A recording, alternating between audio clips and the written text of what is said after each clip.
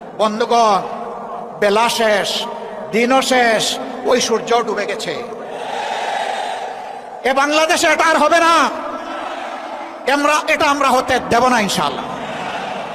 আমরা তরুণ যুবকদেরকে জিজ্ঞেস করতে চাই, যাদের বয়স 35 কিংবা তার নিচে, তিনটা নির্বাচনে ভোট দিতে পারো নাই, অর্থাৎ সারা জীবনে একটা ভোট দিতে পারো নাই।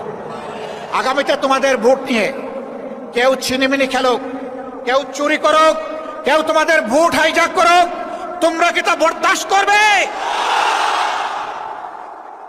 আমরা তোমাদেরকে কথা দিচ্ছি, তোমাদের ভোটের পাহারাদারি করার জন্য আমরাও যুবক হয়ে সেদিন তোমাদের সাথে একইভাবে লড়বো ইনশাআল্লাহ।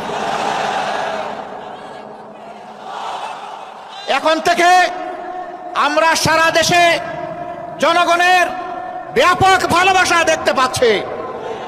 এই ভালোবাসা ঈর্ষান্বিত হয়ে মনের জ্বালায় অনেকে আমাদের ব্যানার, ফেস্টুন, প্লেকার্ড, আমাদের পোস্টারগুলো ছিঁড়ে খান করে ফেলছে। বন্ধুগণ, টের পান নাই? জনগণ আজকে আর গাছের পোস্টার, লাইট পোস্টের পোস্টার, রাস্তার উপর দড়ি দিয়ে সাঁটানো পোস্টার দেখে সিদ্ধান্ত নেয় না। আজকে তারা সিদ্ধান্ত নিয়ে ফেলেছে, যাদেরকে তারা ভালোবেসেছে তাদের বুকের ভিতরে তারা পোস্টার স্থায়ীভাবে স্থাপন করে দিয়েছে।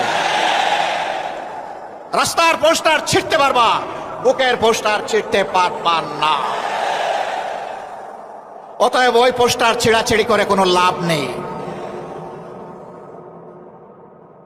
দিশাহারা হয়ে, হতাশ হয়ে, ক্ষুব্ধ হয়ে চূড়াগলিতে কেউ যদি হাঁটার চিন্তা করেন, তাহলে প্রয়োজনে আরেকটা 5 আগস্ট অনুষ্ঠিত হবে ইনশাআল্লাহ। যেই 5 আগস্ট সন্ত্রাসকে, ফ্যাসিবাদকে তাড়িয়ে দিয়েছিল, সেই 5 আগস্ট প্রয়োজনে আবার রুখে দেবে ইনশাআল্লাহ। সম্মানিত ভাইয়েরা, এখন থেকে ছাত্র জনতার, শ্রমিক জনতার, ব্যবসায়ী জনতার, আপামার জনতার, শিশু থেকে বৃদ্ধ সমস্ত মানবতার ঐক্য আমাদেরকে গড়ে তুলতে হবে ইনশাআল্লাহ। এই ঐক্যই আগামী দিনে বাংলাদেশের জাতীয় সংসদে যাবে বিজয়ীর বেশে ইনশাআল্লাহ। এ বিজয় কেউ ঠেকাতে পারবে না ইনশাআল্লাহ। কারণ আমরা আছি মজলুমের পক্ষে, আমরা আছি অপশাসনের বিরুদ্ধে, আমরা আছি বৈষম্যের বিরুদ্ধে, আমরা আছি ন্যায়ের পক্ষে, আমরা আছি আল্লাহর দেওয়া কোরআনের বিধানের পক্ষে। এ বিজয় আমাদের হবে ইনশাআল্লাহ।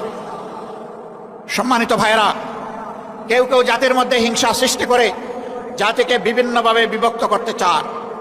চিংড়ি মাছের মতো কেউ কেউ পিছনে দৌড়াতে চান।